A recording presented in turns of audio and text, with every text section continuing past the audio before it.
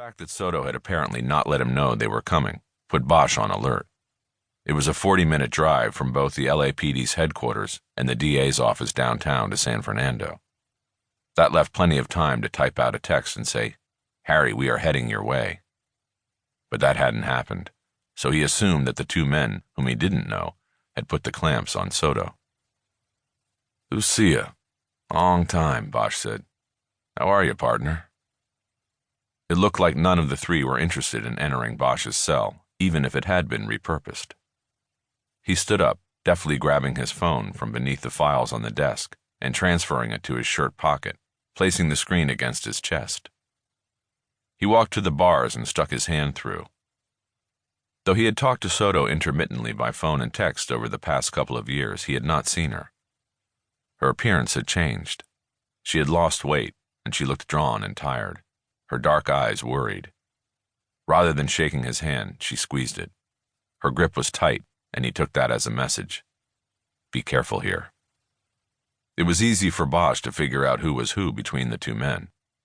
Both were in their early 40s and dressed in suits that most likely came off the rack at Men's Warehouse. But the man on the left's pinstripes were showing wear from the inside out. Bosch knew that meant he was wearing a shoulder rig beneath the jacket, and the hard edge of his weapon's slide was wearing through the fabric. Bosch guessed that the silk lining had already been chewed up. In 6 months, the suit would be toast. "Bob Tapscott," he said. "Lucky Lucy's partner now." Tapscott was black, and Bosch wondered if he was related to Horace Tapscott, the late South LA musician who had been vital in preserving the community's jazz identity. "And I'm Alex Kennedy, Deputy District Attorney," said the second man. "We'd like to talk to you if you have a few minutes." Sure," Bosch said. "Step into my office." He gestured toward the confines of the former cell, now fitted with steel shelves containing case files. There was a long communal bench left over from the cell's previous existence as a drunk tank. Bosch had files from different cases lined up to review on the bench. He started stacking them to make room for his visitors to sit, even though he was pretty sure they wouldn't. "Actually, we talked to your Captain Trevino, and he says we can use the war room over in the Detective Bureau," Tapscott said. "It will be more comfortable. Do you mind?" "I don't mind if the captain doesn't mind," Bosch said. "What's this about, anyway?" "Preston Borders," Soto said. Bosch was walking toward the open door of the cell. The name put a slight pause in his step. "Let's wait until we're in the war room," Kennedy said quickly. "Then we can talk."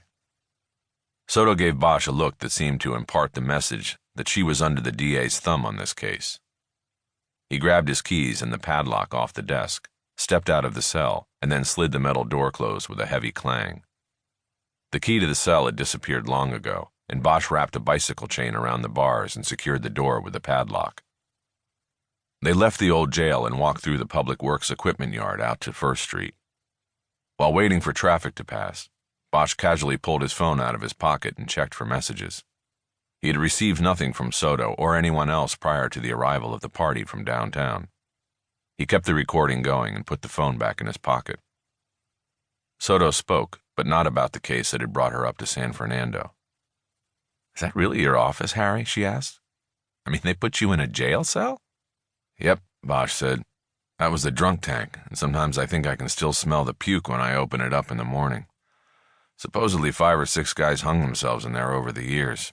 It's supposed to be haunted, but it's where they keep the cold case files, so it's where I do my work. They store old evidence boxes in the other 2 cells, so easy access all around, and usually nobody to bother me." He hoped the implication of the last line was clear to his visitors. "So they have no jail?" Soto asked. "They have to run bodies down to Van Nuys?" Bosch pointed across the street to the police station they were heading toward. "Only the women go down to Van Nuys," Bosch said. "We have a jail here for the men, in the station, state-of-the-art single cells. I've even stayed over a few times. Beats the bunk room at the PAB with everybody snoring." She threw him a look, as if to say he had changed if he was willing to sleep in a jail cell. He winked at her. "I can work anywhere," he said. "I can sleep anywhere." When the traffic cleared, they crossed over to the police station and entered through the main lobby. The Detective Bureau had a direct entrance on the right. Bosch opened it with a key card and held the door as the others stepped in. The bureau was no bigger than a single car.